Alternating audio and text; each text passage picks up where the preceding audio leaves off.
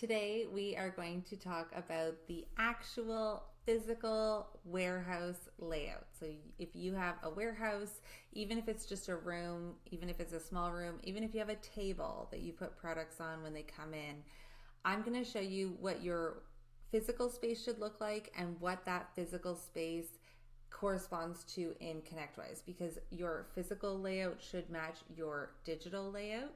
And this is going to make your life a lot easier, especially if you just follow a few simple tricks to optimize your flow, make sure your warehouse layout is working effectively, and add one or two things in your ConnectWise system to keep everything really clean. So I have a drawing of a warehouse here. I did this in Excel, which is hilarious, but this is how I conceptualize it. So if you have an inbound door, if you have anything that is where your products get dropped off or delivered or where your products go out, that's where you're going to start building your warehouse layout. And I'm just going to call this the door. And then there's going to be a real or imagined line in the middle of your warehouse. And this is going to be everything that is in your warehouse default bin. And then everything behind it is what's going to be on your warehouse shelf. And what do I mean by that? When you set up your warehouse, you're going to have a physical warehouse location. Your warehouses are physical locations, or they are locations that you're trying to put parameters around. If something is a client-owned space, so if you are storing something for your client and you don't want anyone else to use that inventory, that's its own warehouse. If you have tech bins or tech trucks that move around and aren't always in the same place, those are their own warehouses. Anything that has four walls around it, or you'd like to delineate that stock from the rest of your inventory, it's its own warehouse. Inside any of those warehouses, you have bins, and most of the time I see people just keep one bin and they call it default bin. That's fine. You can start there. Absolutely, you can have default. The very first step I like to take my clients through is to have a default bin and then just have one bin called shelf. Here I have it as it could be called shelf. And what shelf and bin do is they start to divide up your warehouse into things that you have taken care of, that you have put away, that you have actually actioned. That's everything behind the line is your shelf. And then everything above the line is your default bin. What do I mean by that? Well, let's start with anything that's not been received. Your purchase orders come in, they get dropped off, you receive the products off of the PO, they're immediately going to go in default bin.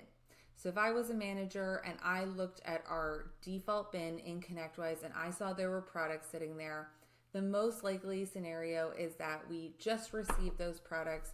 We haven't put them away. We haven't put them into stock yet. So they're sitting there on the floor. The other scenario is that something was returned from a project. It's been unpicked off of a job. It's an RMA. And if that's the case, it's also going to automatically go to the default bin. That needs to be actioned. We need to do something about it. And there should be sort of two separate areas. You should have your inbound coming in on one side or in the middle of the floor. And then your returns. I love when people have a shelf, something very clearly labeled that says, this is where the RMAs go. Choose an RMA location that's separate from everything else, right by the door, right by where your techs come in, really easily accessible for people to drop off those RMAs. One metric that you're going to do is when you go into your ConnectWise, you're going to go into the procurement, inventory management, and look at the default bin. What is sitting in my default bin? So I like to create a view that has the word default in it. So I'm going to go view and say default. And I'm going to say, show me anything where the warehouse bin has the word default in it. When that happens, I want to know, because those things need to be put away. They need to be RMA, they might not be good stock, I might need to investigate them. There's a number of different things that happen, and ideally the default bin should be empty. If your default bin is not empty, or if all your stuff's in default bin, you have no idea what's going on with your inventory.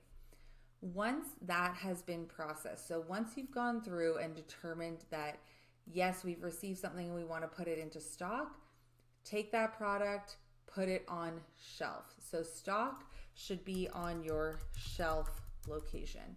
And you're going to do an inventory transfer to move those items from the default bin and put them on the stock shelf. It gets them out of default bin. You know they're taken care of. You know everything's fine with them. Excellent. Or you might pick them to a project. And when you pick something to a project or a service ticket or a sales order, it also disappears out of default bin because now it's been allocated to a job. So that's where your project shelves and maybe your service shelves, you could delineate those if you'd like, are going to come in, because once those things have been picked, if you're staging them for the future, that's how you're going to take care of those. Now, when we're coming back into this default bin, we're actioning, we're getting things out of the default bin, we're doing those inventory transfers, moving them into the shelf. Eventually the default bin is empty. Great. We love that. Everything is now living on the shelf that it needs to live in. It gets staged, it collects the rest of the project or the rest of the service ticket, and then it comes to a point where it needs to be shipped and sent out to the client. I always suggest having a computer in your warehouse area. In the room, it can be on a cart, whatever it is, but have a computer with a ConnectWise app, or with it bookmarked if you're using just the cloud version.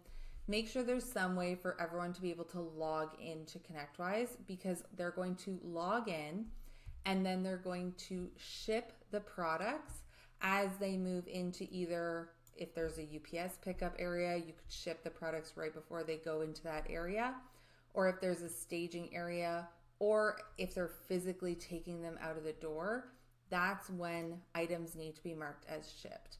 And most of the time, this is where things fall apart. People don't always ship on time.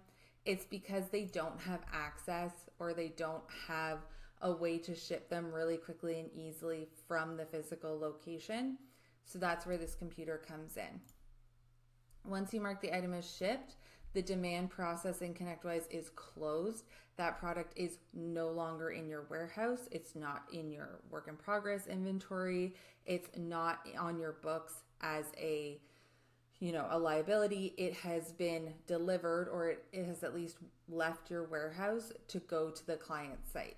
So shipping is really important. Ideally, it should be marked as shipped in your system as close as possible to that product actually leaving the door. So this is a little bit of a deep dive into warehouse layouts, but the more you designate these areas and the more you understand what the correlation is between the physical location and what the location looks like in ConnectWise, the easier it's going to be for you to clean up your system and to keep it clean going forward as well.